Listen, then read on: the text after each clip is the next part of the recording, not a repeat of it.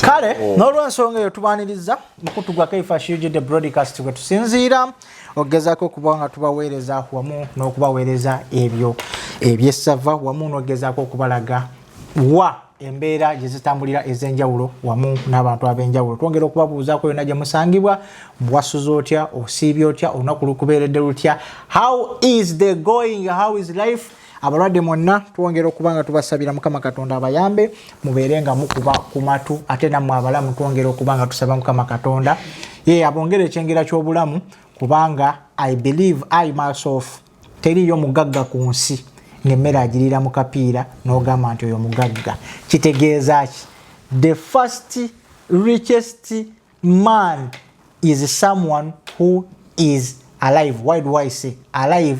Oba omuntu oyo omulamu atalina kirwadde atalina kimusumbuwa asobola okukola buli kimu ky'aba ayagadde healthy. Yes, that's the person I'm talking about. Nene bw'oba mugagga kati waliwo ekirwadde ekikuluma waliwo omusajja gwe nabadde njogera naye yesterday yatuuse alina emyaka 63 yatuuse bambi n'akulukusa ne ku maziga ng'ajjukidde kitaawe kuba yadambuza anze my dad died at this age and this nagamba oh so sorry nagamba nange taata wange yafa but yafa kirwadde kya cancer twagezaako okumujjanjaba nagamba unfortunately ne sister wange gwe nnina I think 65 nagamba she's battling the same kirwadde kati lwaki njogedde kino nagezaako nagamba buno bwe bulwadde obukwata nga ne bw'oba mugagga abaayi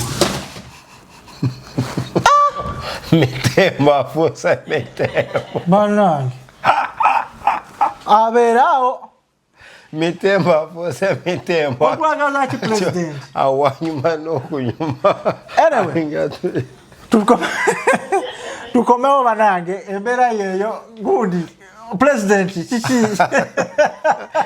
tewasamiride anyway mbadde gezaako okugamba nti lwaki twogedde kye twogedde nti yagezezaako okubanga ngamba nti buno bwe bulwadde nga weva olina ssente oba oli mukulembeze wansi ki tebuliiko sorry tebuliiko mugagga na mwavu bwabwakutte omugagga ofaanana omwavu n'omwavu n'ofaanana omwavu nga bw'obadde so mu mbeera eyo wenna omulamu gy'oli twengera okwebaza Mukama Katonda olw'ekyengera ky'obulamu ekyo ky'olina era ne muganda wange George tusaba Mukama Katonda ne family zaffe bonna gye bali abakume nammwe abatulaba bannayuganda mwe n'abantu okutolola eggwanga yonna buli omuntu musabira buwangazi bulamu kyekyo obugagga kikuka kye tusobola okubasabira otherwise nsanyusa okukulaba era nsanyusa okukulaba ssebo nga njagala obuze kuba tulaba tutandikiraawo ate emboozi egwe amakerenda abatulaba n'abatuuliza manya George of the Jungle nzize babuuzaako musibye mutya mwasuse mutya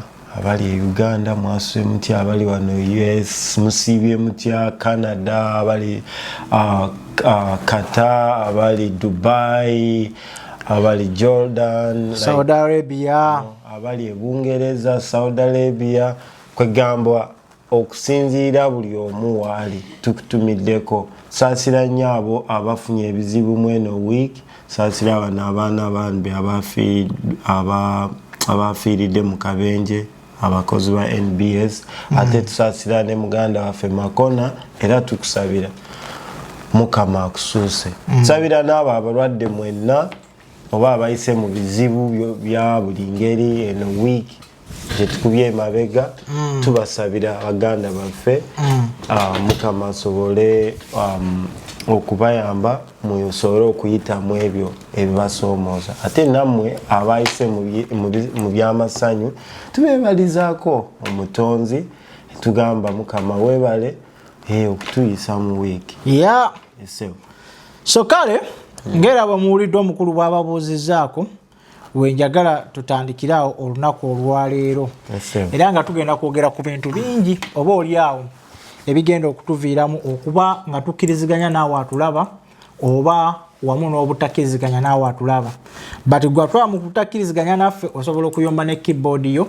ate naawe akkiriziganya naffe still kyekimu osobola okuteekawo awo ka comment akagamba nti kituufu kyemwogerako y'ensonga eyo oba oliawo egezezzaako okuba nga etambuza ensonga njagala okuba nga nkwanjulira ekintu kino lwaki nkyebuuzo oba oli awo naali yatulaba asobola okufuna ekifaananyi ekigazi ku nsonga eyo.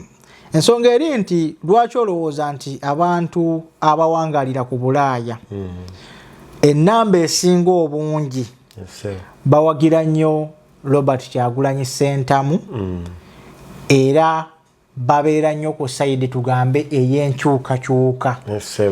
Lwaki ngezaako okuba nga njogera bwe nti bw'otunuulira lwaki byonna kino kyange I would say nti lwaki amateeka agasinga gajja mu ggwanga Uganda kati nga walaba the sovereignty bill mu sovereignty bill mwajjamu obuwaayiro omuntu ateekeddwa ku receiving ssente bweziti okuva ebweru w'eggwanga naddala political parties nga bwe baakyogera. Kino kyekuusa nti bw'otunulira ebyobufuzi mwami Robert Kyagulanyi Ssentamu byonna byabadde ajja tambulirako support eweereddwa osinga obunene ebadde esinga kuva mu bantu ba diaspora. Bwe baatugoba mu iPod omwaka gwa 2025 nga gugenda tandika tutandike okuwenja akalulu jjukira nti iPod yali nani government organization eyavangamu omusente ogwaweebwa buli kibiina ky'obufuzi depending on the numerical number oba the numerical strength ey'ababaka boyina mu parliament whereby nga NRM yali esinga NUP neddako ze FDC ZDP zani nezigoberera mu luvannyuma lw'okukola olukwesikwesi lwonna baafuba okulaba nga NUP bagijja mu dialogue eyo nebagamba okuddamu okwewandiisa twagala ABCD. Omukulembeze yayimirira ku kituuti ku kavulaawo kw'edikoota zaffe n'agamba twetaaga obuyambi obugenda okutuyisa mu campaign emyezi 3 gye tugenda okuba nga tunoonya akalulu.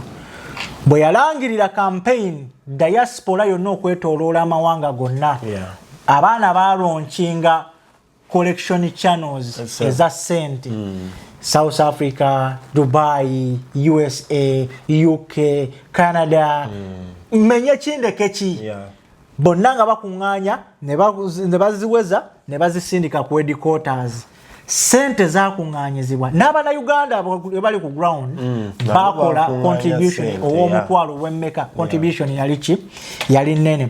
So mu mbeera eyo kino kikulaga nti gavumenti bwe yatunulatunulamu egenda okulaba nga support kino nkijja nkikuvugira nti twala wali lwaki amateeka ago bazze bagaleeta nti support gye yafuna oba ekibiina kya NUP gye kyafuna okuva mu nti ne bw'oba tobawadde kyobawadde abantu ng'abantu bayinza okuvujjirira ekibiina kyabwe ne kistandinga strong n'okukira ebyo ebibabasse. Kati mu mbeera eyo ne kindeeta ku point egamba nti ekibuuzo ffenna tukyebuuliza wamu twagala tusigira abantu ekifaananyi ekigazi lwaki olowooza ennamba esinga ey'abantu of course si bonna nti bamuwagira naye lwaki olowooza ennamba esinga yali badde evaayo okubanga esupportinga Robert Kyagulanyi Ssentamu because there are a lot of factors nga bwe tugenda okuzoogerako but njagala nsooke nkuwa omukisa guno osobole okuba nga tutambulira wamu of course tugenda kuba tuwanyisiganya nkubuulire nze ebyange kwensinziira bingi nnyo tugende mu maaso. Muganda wange neyanziza olw'omulamwa gw'olwaleero nsuubira abatulaba bajja kugira kye bayigamu.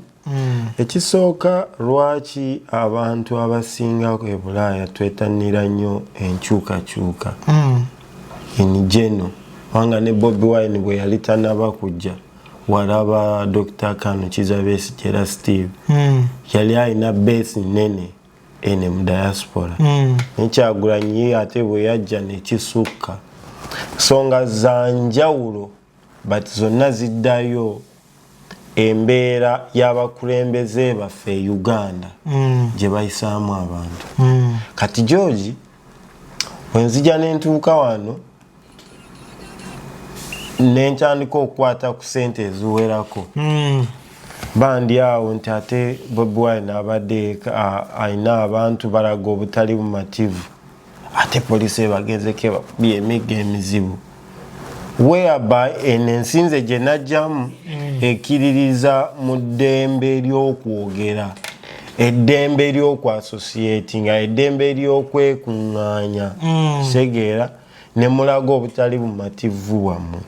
Naye kati ffe Uganda bwe tuba tukyaliyo somehow because tuli inside the system ebere to contain nga tetusobola kweta kola ki kugiyogerako oba n'abo ababa bavuddeyo already tuba tulaba ebizibu ebibatuukako kati bwe tufuluma ne tulaba ebituusibwako ku bannaffe tukwatibwa ekisa as humans, you know, as a human being kwatibwa ekisa nogaano katange kusupportinga bana abantu katuyambeko ichovola ebiseera ebisinga bana abaana abafuna ebizibu bamusibye byomutwe bagwasa okitegeera usually sente ziva nnyo mu diaspora ne tubeera nga tuvujjirira families zaabwe okubeerawo eyo nsonga emu. Ensonga eyokubiri ate ey'amakulu ennyo tutuukanga mu nsi kati nga United States nolaba ebintu nga bwe bikola muganda wange bwe bagamba nti etteeka nti tovuganga wano ne bagamba nti do not turn there is no U-turn red or there is no U-turn here for sure nawe mutwegwo already okimanyi like etteeka likola ba implementing amateeka gaabwe nawe ng'omuntu oba olina okwadaptinga ku mbeera eyo kati bw'olaba nti bino ebintu si rocket science newaffe bisobola okukolebwa abantu ne bagendera ku tteeka naye bwe bujjamu bino ebintu ebyoli RDC waffe byagamba ebyagamba noogu nekitegeera nti keifasho omuntu alina ssente Uganda nti osobola okukubira omuntu nakutaasa nga ddala obadde okoze eki okoze omusango nakutaasa kati ebintu ebyo birina ekifaananyi ekibi byekisiga kati ffe bwe tujja eno tubeera exposed to systems eziri somehow straight kitegeera ziyinza okuba teriziri perfect 100% but least saawa zino mba mmanyi bwe mba nganya okugoberera lino etteeka wano mu US eyiza kukuba nsawo yange ngenda fulumya ssente oba komera okitegeera kwegamba ekyo ekintu kituleetera nnyo okugamba wait lwaki ewaffe abantu tebagoberera mateeka because mateeka gakolebwa naye tegabeera implemented. Ani aga implementing waliwo ebyo ebitongole byakwasibwa obuvunaanyizibwa obwo nga Uganda Police, Judiciary, okumakinga sure nti amateeka gateesebwa mu nkola. Police ekukwata nekuteeka amaaso ga Judiciary nesala nga okuba okoze kino kati genda osavinga abo bonna bali part of your implementation. Kati ekyo nekituleetera obutaagala system eriwo because erina byetakola. Nkulaba. Netugenda infrastructures. Muganda wange nolaba akakubo jesi ng'olyewo mu nsozi nga teriyo na motoka ameka agayitayo like nze okuva lwe najja mu America nkulimbe nali ndabyeko kuba lyafufu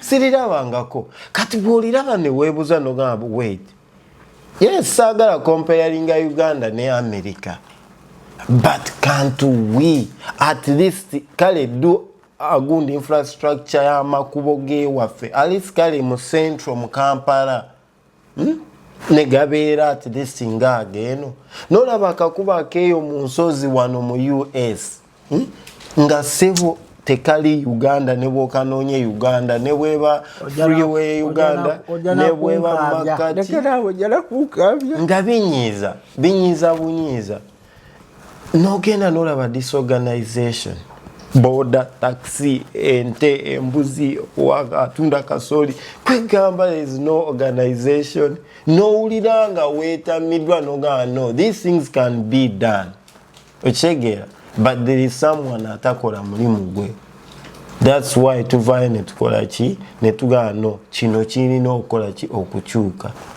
Then ekirala ekinene nnyo nti Mukama ffe atuwa bw'ofuluma mu ggwanga wali batukonteininga nnyo temulina kwekalakaasa etteeka lya poma ne litukwata okitegera abekalakasa kibooko naye kati bwe tufulumamu ne tugenda mu nsi n'oga ndi Dubai obeera walako kati olina eddembe ly'ovaayo okole ki oyogere o expressing yourself.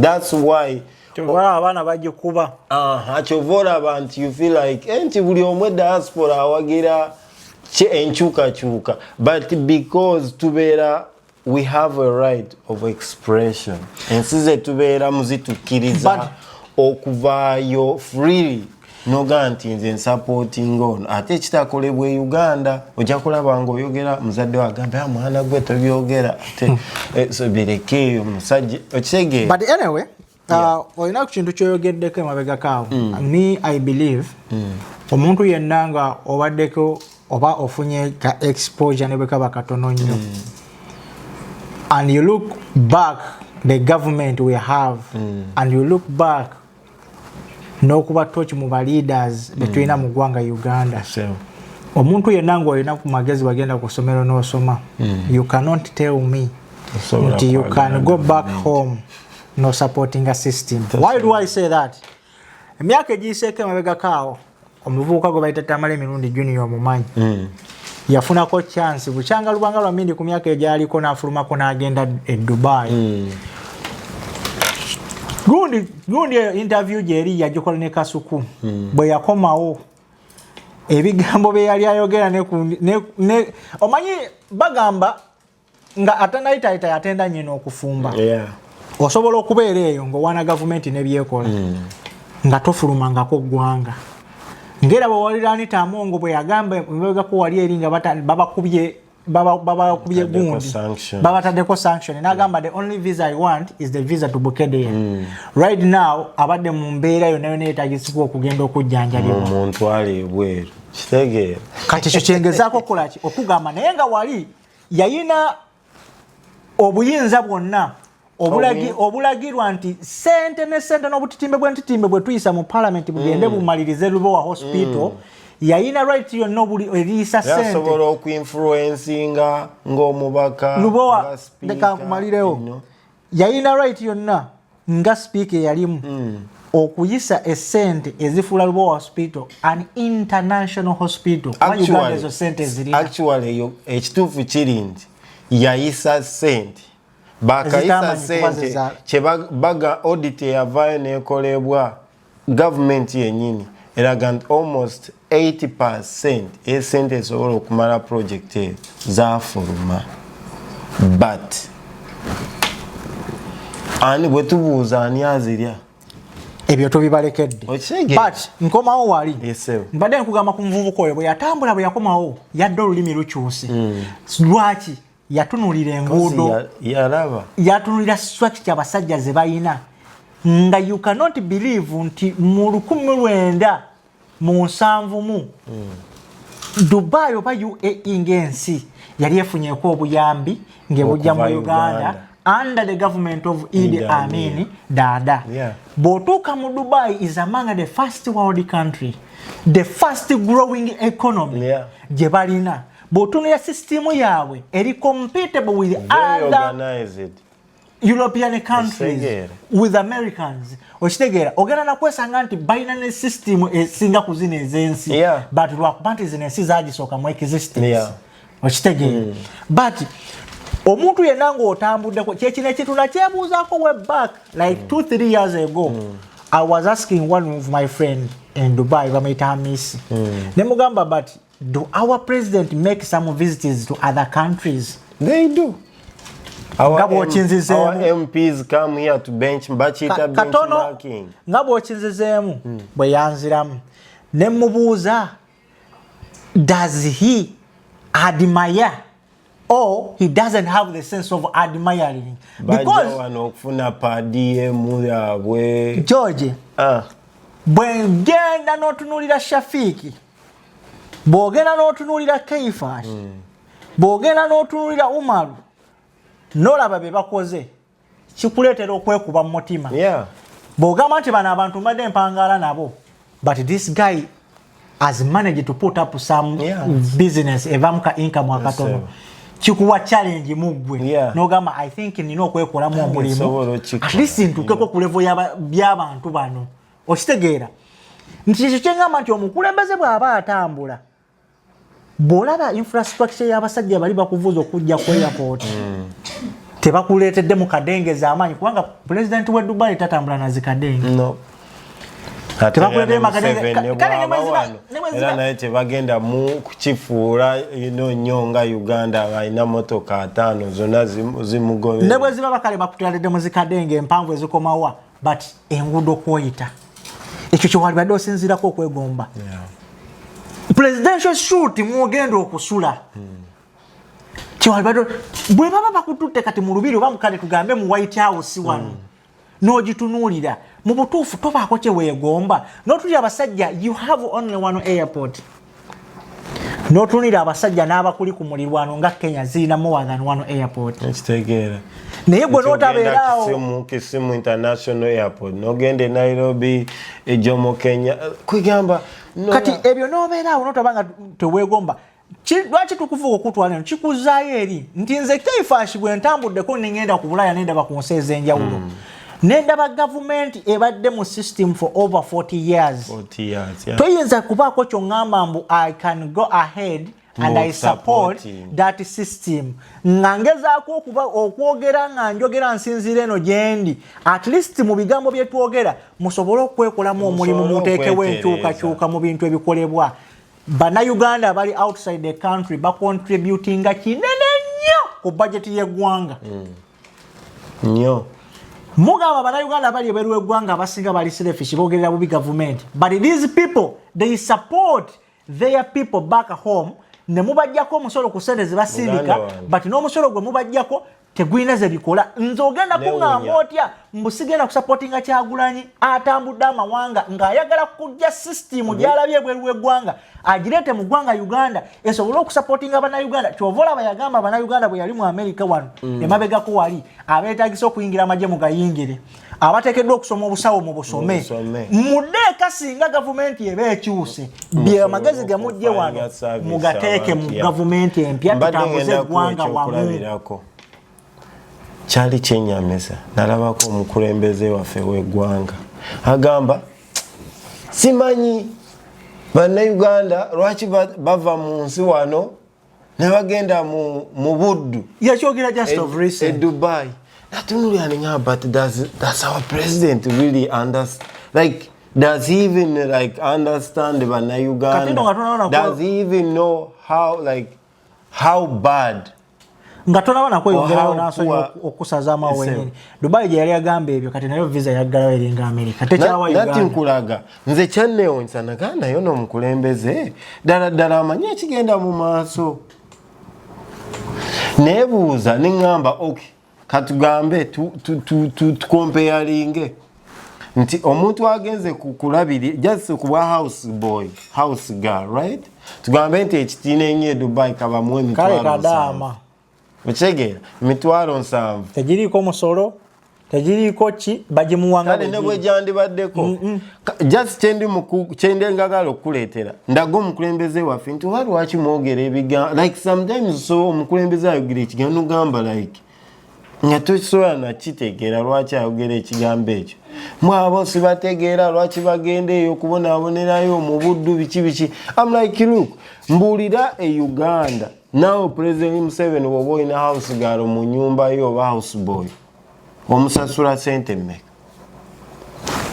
wali omunauganda yina asobola okuŋŋa nti nze nyina house girl omusasula mitwalo 3 bali mitwalo 10-15 wakyaliyo n'abeetaano mu byalo kati omwana bw'aba ng'aganyiza ekifo ky'okukolera obwa house girl ow'emitwalo 10-15 Uganda kangende Dubai mbukubira emitwalo 8 n'ogamba mbu you do not know why people go abroad into slavery. I'm like, but this is a president. You can tell the mindset of our fountain of honor. Okitegeera ngaogera ekintu ng'ekyo just nkwadde ekyokulabirako ku house girl. Compare in your own country how much money do you pay house girl or a house boy?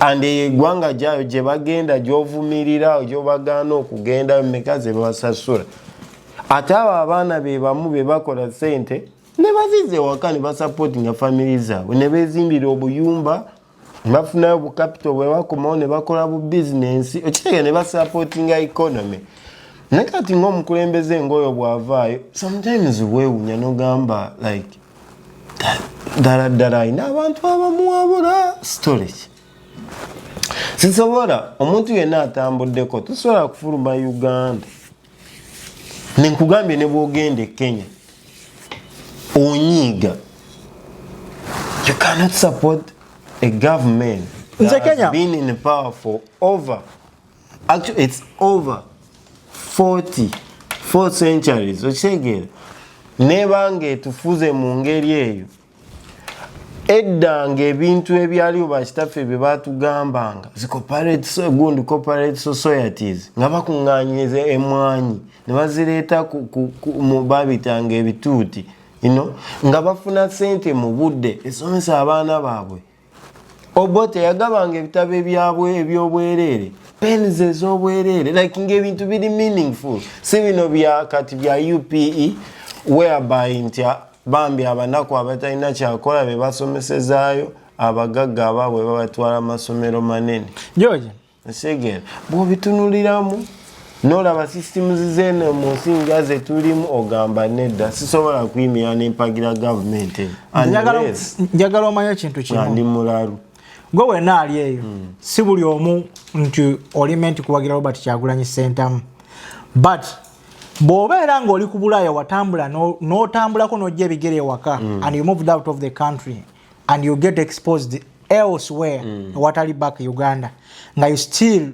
oli ku Bulaaya n'oyimirira ku Bulaaya n'ogamba nze I support mwami it is okay sikunenya ku supportinga gweyagala yenna ate era ddembe lyo but whoever comes out n'agamba nti nze supportinga kino really you need to check your mindset we need to check whether you function well whether you understand kubanga toyinza kuŋŋamba abakikola okimanyi kati gwe tuyinza okubeera tuli wano n'ondabira wano most people ababikola they are still benefiting from the system they are here babasindika wano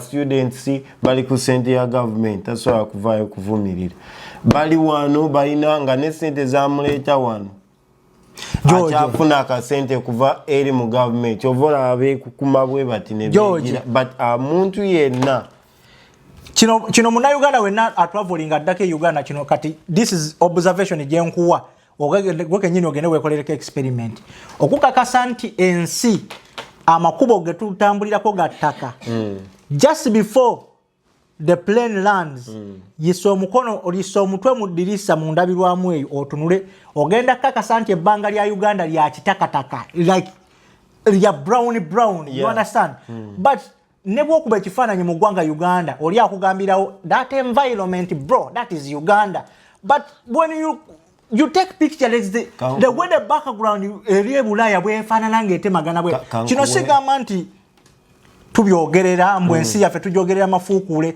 no yensi yaffe but they have to change kati let me clear this that's why for abasinga tuwagira change because if change comes noga nti muganda wange oze mu bukulembeze maybe gwe bw'oba onyumirwa bya mizannyo ojja biteekako ki ettafaali obikulaakulanye bw'ovaawo n'enzija nange nga njagala bya another sector nga nange ngikulaakulanye naye omuntu omu okwesiba ku bantu njagala kukiriyalinga kano wammanga gwe wenna ali eyo ng'otulaba n'ogamba abali ku Bulaaya omulimu gwammwe gwakwogerera ggwanga lino na gavumenti njagala nkubuulire teri eyalumirirwa nga talina kigendererwa ate n'ekisinga okutuluma lwaki tusinzire no ne twogera lwa nsonga tulabyeko and we believe the same thing we are experiencing this side is the same thing can happen bisobokera ddala okutuuka ewaka system n'ekyuka obuyambi ne butuuka ku bantu temuyinza kuŋŋamba nti tukwata ba elderly ewaka ng'omwaka bafuna emitwalo 3 egyakabongezebwa gwe wano omanyi omuntu ali mu retirement elderly sente zaafuna bw'aba akutte ekkubo ng'avudde wano agenze Uganda buli mwezi kale katugambe ne baba mu dola 1500 lukubiseemu mu sente zewaka aba mu miliyoni 5 n'omusobi awo tugenze na warara muganda wange buli mwezi miliyoni 5 ebbanga lyomaze wano mu US mbulira wali olabyeko amazzi nti bagasazeeko kagabe masanyalaze kimbadde ngenda okulaga like can you imagine naye Uganda omuntu ne bakujjako amasannyalaze olina bizinesi ng'amala wiiki nga tegaliko nze emyaka gyonna gye nzize wano mu America gwe ngamba nti nali ndabyeko amasannyalaze nti tuli mu nzikiza wano oba mazzi where you think why naye Uganda mukazi wattu oba musajja wattu basobola okusalako amasannyalaze n'omala wiiki namba nga tewali masannyalaze not because tosobola kusasula nga n'amasannyalaze wagasasulidde ne bagasalako nga tebakuwadde na notice kugamba nti owaaye nti amasannyalaze tugenda gajjako nti tulina repairs zetukola kitegeera kwegamba obujozi obuli mu nsi yaffe bakuyita okweyagaliza individualism eyajja mu ggwanga lyaffe tosobola kufuluma ggwanga eryo mu butuufu n'osigala ng'owagira system eyo era manyi n'abo abagamba ng'ali eno nga ganjiwagira aba agiwagira because alina kyagifunamu naye those people who bali freely atalina kyagifunamu gavumenti for sure byekola oba obiraba anzira wano neebuuza ba MP betulonda mpulira baba nezituwa simaya tuwa simaya bagenda kutravelinga simaya biki mugenda kukola biki bemugenda okubenchmarking eyo gye muba mulaze naye temubaako kwegomba ne mudda mu parliament yes no babiraba begomba naye in what system remember as an MPS you gonna go benchmark come back give a report but the government or the executive yeyina okuimplementing ebyo kati kitono nnyo government mukitwala nawala when you look at the system ekibuga kyonga kyo Kampala mwa introducing nze ba nabanje ekiteso kye yaleeta oba idea gye baleeta ekyokuyonja Kampala buli lwa mukago olusembayo mu mwezi which is okay which is good nene muyonja Kampala nga newe wagenda kasasiro temulinawo ekyokubiri the Kampala you need to be clean otambula okuva ku street empaka ku street binga toyina wosanze ene area gye bagamba this is where you dump akakebe k'amazzi this is a recycle bobo maza akakebe k'amazzi kasule mu wali kasasiro totegedwa kulya kindazi tusula muri oyina kisula wali mbulira nti bwembandi koba ku Namirembe road or any road nti waliwo bwekibanga kirina webiri nga mwina bimira we stand to be collected pozinga bakabiteeka naye bro nze banga lyemaze nga ntambula omwana olumala okulya abali mu motoka olumala okulya mu kaveera ayisa mu ndabirwamu twakimanyira ng'abantu muganda wange ensi yonna okukulaakulana ekulaakulana nti olw'okuba abantu batya amateeka naye kwafe ng'abantu jjukira amateeka fe abagakola right etteeka oba oliteekako nti omuntu bw'abanga agenda kukola ensobi ajjukire nti lino etteeka linkwata naye kasitensi implementinga gojja kwebuuza olowooza zino America yes walimu crime walimu ki naye lwaki ebintu ebya common sense oba ebiri basic tetusobola bikolera mu nsobi because you know amateeka bagaimplementinga bagenforcinga okitegeera kikyetaagisa omupoliisi abeere ku kkubo buli dakiika akuba mukono biki no oba manyi nti bwenkikola wekinga omusajja anengedde eri nga ntaddemu oba kamera enkubye ekifaananyi nsawo yange naye ewaffe it's not because nti we are poor country but it's because our leaders and those people who hold the offices they are misusing our taxpayers money. Kati what makes me annoyed most of the time nti mwe bantu mmwe omuntu avaayo n'abalaga ensobi aba mubi omuntu avaayo n'abagamba nti at least the country has to be like liteekeddwa okuba nga liddukanyizibwa bwediti ne bweriti tayagala gavumenti oyo alidde mu nsi y'olukwe Kyagulanyi Ssentamu azze abagamba ebintu bingi lwaki yakeera ku makya n'agamba bannamagye aba poliisi nti nze singa nkeera ku makya ne ntwala obukulembeze your payment is going to increase up to 1M. Yeah. Why? He the... knows. When you look at America, Lwaki bagamba nti bwe bitukambye okulwana is the most powerful country ever. They prioritize abantu abasavinga mu magye. And the women, yeah. Togenda kumusanga nga simanya munnamagye wa America ali mu kusasula misolo egy'enjawulo no eyo privilege badge mu wakuba ateekayo obulamu bwo ku defending ensi. Okitegeera. Togenda kumusanga mbwali mu kubonaabona apangisa nyumba no. Bamulabirira okuva ku nyumba, okuva kaviri kasala, okuva ku mmere gyalya. Waliwo ebyo ebimuteerebwako benefits ze asobole okubeera no ngali settled asavinga ayagala okusavinga eggwanga lye ng'ayagala kyovolaba okugenda mu magye wano abantu bayayana buyayanyi. I need to be an army officer of the United States of America. But bw'otunira Uganda n'otunira bu import abantu bano mwe basula kyannaku kikwasa ennaku nenga teri kyakola. Sitetugamba mutwogerera bino just nti bituluma simply because you cannot be there and recommend omuntu n'omugamba nti genda mu magye but tetugana bagagendamu abagagala mulimu abagagendamu nga kyeyewala bagala kukozesa buyinza bw'ekyo kyambala ekyo kye balimu but bikoleremu bye baagala okukola. Bino byonna tubyagala bino byonna tubibagamba yensonga lwaki government temumanyi lwaki omwami ono BobiWine abantu abali mu diaspora bamuwagira bawagira buli muntu kastava era ne BobiWine yakibagamba nti BobiWine is an idea nti sawa zino ne bwakeera n'akyuka naye naga nti anze kati mpagira movement which naye abantu bamuta olw'ensonga nti abantu bakooye system enfu bagala ideas ezitegerekeka. Ekirungi kati we live in a global village. Tekintu ekibeera mu America kati abantu basobola otula Uganda n'akirabira ku TV na naye n'osanga bwe nabawaddeako okulabirako osanga ekkubo eryene ewaffe ey'omu nsozi nga lirabika bulungi muganda wange.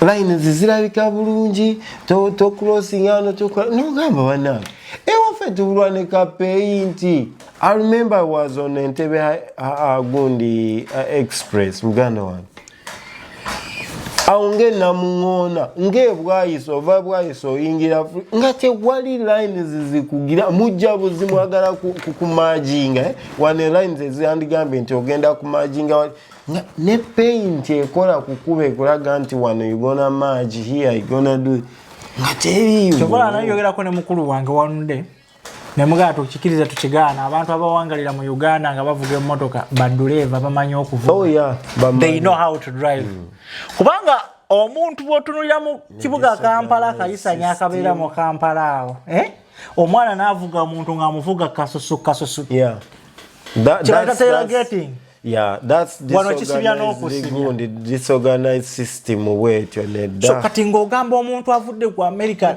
distance agira wano ateekako butesi Google Map ne mugamba eryo kubo tolikozesa jamu mungi kwata lino.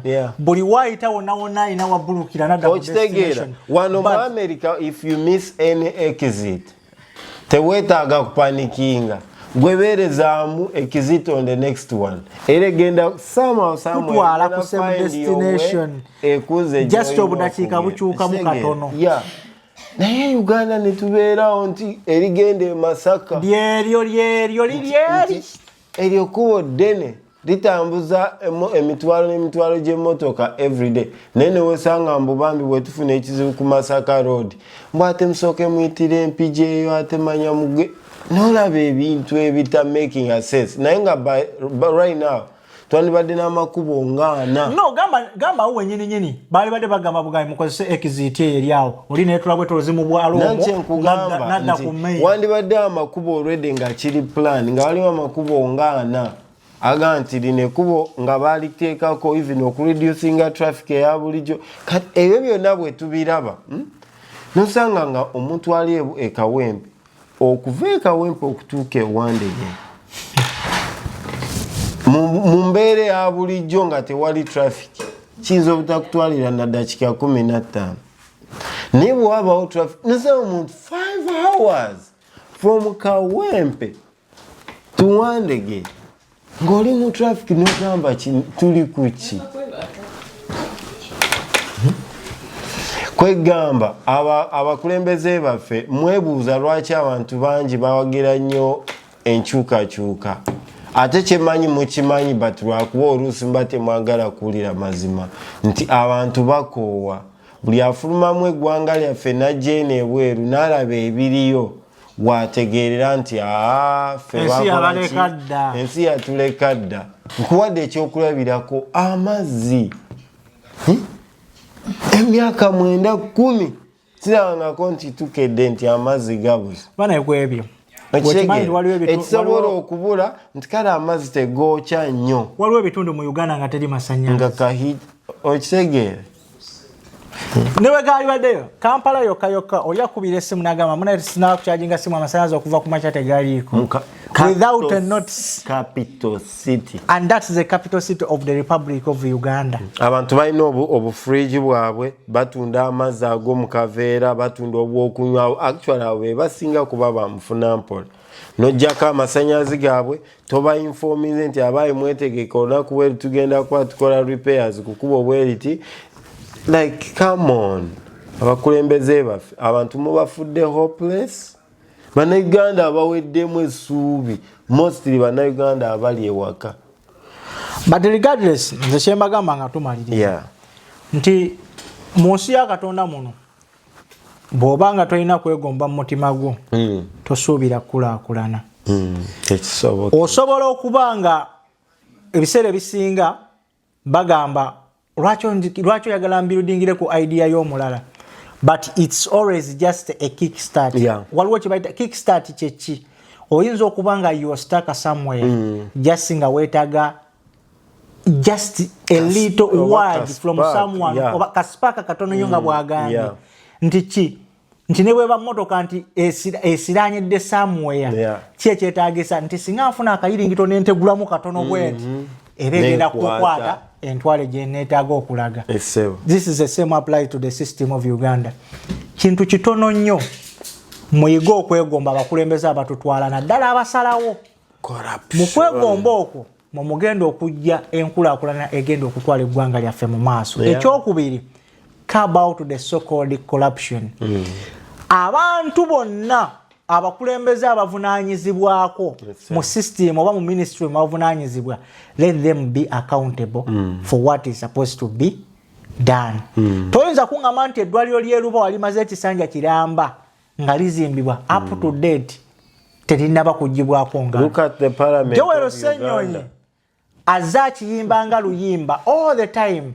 Banairuwa hospital. Emirundi gye yakagendayo nga baogalamu bakibooko okukola omulimu gwe ogwa oversight kati nekinzizaayo ate ku Museveni bye yabagamba emabegakaawo nga bali mu lutula oba bali lwa budget ng'agezaako okugamba nti nammwe aba opposition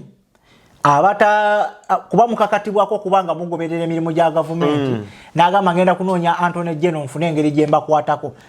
Mwami Museveni, I don't know whether you're seeing what's going on. These guys are trying their best, but simply because you have abali benguzi, you have that cult eri abali benguzi abo botayagala kwejja kaabo. They try to force these people not to go and investigate what is taking place. Ku ssente eziyisibwa mu parliament. Kyovola bino byonna bituukawo. Ogenze ku ddwaliro ly'erubowa gwe tunuulira ekizimbe kya parliament. Yes, parliament aweri actually was abapangisaawo. Kyandibadde kyaggwada. Nabo bakimaze bali mu kuzimba. Naye emyaka gye bamaze bazimba sente bafulumya sente ku sente. Bakitandika ku kisanja kya Kadaaga. Okitegeera. Okukizimba. Sente tu sente. N'ogamba bannaffe. Kiki ekyo kye muzimba ekitalabika. Enguudo zokka. Ozimba ekintu kigenda waggulu. Antu like Uganda nedda. Bannange bwe tuvaayo ne twogera nti ffe tetwagala nsi yaffe. Naye abakulembeze baffe ebintu ebimu mu bikyusa. It's a common sense. Ebintu ebimu byetaaga common sense. Ate mubeere n'okulumirirwa abantu naddala abo bamufuna mpola. Naye kino ekintu ky'okubeera awo nga mwabagaga mwagala kwekusa nnyo abantu baffe abawansi bebongera okubonaabona mu butuufu but omanyi okola ebintu ng'olowooza nti tebisobola kuddira tubalabye batuuka okulwala ogenda okulaba ate bebalajana ate mukole ki mumpe approval ngende ebweru biki nga bwalaba nitaamu ngo naye segera. Anyway, bantu abasinga mulaka temukimanyi nti ensonga lwaki BobiWine agobererwa abantu bangi simply because he speaks their mind. Bw'otunuulira ideology gye gy'alina gy'atembeeta okuba ng'aguza ensi Uganda bintu abantu abali ku diaspora bebagala okulaba nga bireetebwa mu ggwanga lyattu Uganda esobole okujjamu enkyukakyuka. N'Abaganda balugera nti ekitava ku ssengejjero kifuuka wankindo. Kiki kyengezaako okwogera n'okutegeeza nti gy'okoma okulwa ennyo mu kintu otuuka ekiseera nga ne by'obadde okola ebirungi bituuka ne bifuuka n'obyonoona ne bituuka ne bifuuka obubi. Kati Mwami Museveni, he was a darling in the first 10 years oba oliawo yalifuza emyaka nga 15 and he leave the others to become with the new ideas n'ayonoonera ddala ne kati akyali mu kwonoona. Ye yalaba ndowooza ng'era bw'akyogera that is the only person that suits to be the president of Uganda. With a vision of Uganda. Anyway, nze byange byebyo unless you have something to talk about but Uganda sometimes enyiiza naye nga ekisooka ekituviirako ebyo byonna bakulembeze kubanga bad governance buli kimu kitandikira ku leader. Bw'oba musajja mu makaago ebintu bwe bitatambula bulungi bajja nenyagwe nanyinimu okitegeera kwegamba mwe abakulembeze baffe mostly president waffe like otukoze bubi bambi otukoze bubi kubanga tosobola nti bino ensobi ezikolebwa mu nsi yaffe nti tozimanyi kubanga gwe muntu afuna intelligence amawulire gonna ag'ekikeesi mu nsi yaffe okukira omuntu yenna. Oteekwa kuba zino ensonga ozimanyi, oteekwa kuba omanyi ababba ssente z'eggwanga, oteekwa kuba omanyi buli kimu. Naye bw'obimanya kiki ekiddako? Kyova olaba abantu abasinga abafuluma bavaayo ne bagamba no ekimala kikola kikimala. Kuba gwe ng'omuntu n'abantu bo oba ne ba government officials obutakola ebintu bye mulina okukola bimalamu abantu essuubi, then abantu abafulumamu ne basaayo ne babavaayo ne bagamba no Mwami Museveni ekimala kikola kikimala. Naye singa otereeza no kole abantu amakubo, making sure abantu balina amasannyalaze, abantu balina amazzi, abantu bagagga buli omu alinamu ka ssente mu nsawo. Okitegeera abantu bajja kwagala ensi gyagenda mu maaso. But I don't know lwaki abantu abasinga balowooza nti gwe okufuga olina kubanga ofuga abaavu. Sikitegeerawo gye bakijja. Kale tebasobola kwagala bona. Balesi bw'oba olina by'okoze ebirungi tosobola kubulwayo enamba esinga okwagala. Bwebaka bwe mbalekera bannaffe omutulaba twogera bino tetubyogeza bukyayi, tetubyogeza ki, tubyogera lwakulumirirwa ensi yaffe. Naye nga tusa nti ebintu ebimu ebisobola okukyuka bikyusibwe. It's never too late. Like right now, Mwami Museveni bwayimirira nagamba bannange katutuule wansi mu dialogue twogere tuzze eggwanga lyaffe mu mbeera entuufu. It's not too late. Kale n'olwebyo ebigambo ebitini nja basiibula bannange kazina kangakwase muganda wange Cape. Ng'era bulijjo twongera okubeebaza n'okuba kugamba nti mwebale kubeera abalabi balungi. Video eno gimpeerera iki era ojja kuba otukoledde obulungi obutagambika. So matumirako mwenna, ntumira ku mutabani wange omulungi ennyo Kibu nkwagala nnyo, Daddy akwagala nnyo, ntumira ku maama wange omwagala Ajati Nalugwa nkwagala nnyo naawe bitagambika. Ntumira ku baganda bange mwenna, mikwano gyange mwenna, n'abantu mwenna abatwagaliza okubanga tugenda mu maaso naffe tubaagaliza kubanga agali awamu ge galuma ennyama. Mpozi n'okutumira ku mukazi wange nti nkwagala nnyo webale kubeerawo mu mbeera yonna. Assalamu alaikum warahmatullahi wabarakatuh. Mubeere bulungi. Till next time. Bye bye.